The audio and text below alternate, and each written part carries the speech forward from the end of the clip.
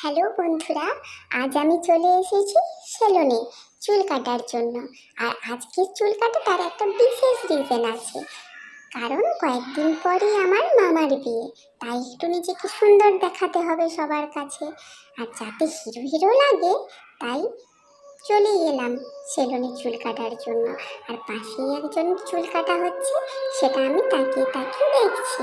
আর দেখো, আমাকে রেডি করে বসিয়ে দিয়েছে চুল কাটার জন্য। আর তোমরা কি একটা জিনিস লক্ষ্য করেছো যে চেয়ারের ওপরে একটা স্টুল দিয়ে চুল কাটছে আমার, যাতে ওদের সুবিধে হয়। আর দেখো, সুন্দর করে চুল কেটে দিল দাদাটা। আর আরেকটা অভিজ্ঞতা, এই যে ভয়ানক অভিজ্ঞতার কথাটা তোমাদের বলি।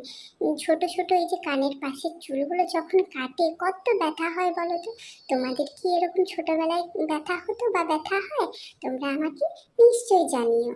আর দেখো, শেষমেশ আমার চুল কাটা হয়ে গেছে, কাপড়টাও খুলে দিল। আর গলার পাশে যে চুলগুলো ছোট ছোট লেগে রয়েছে টি শার্টের ভেতরে, সেগুলোকেও পরিষ্কার করে দিল। তো চলো বন্ধুরা, পরের ভিডিওতে আবার তোমাদের সাথে দেখা হবে।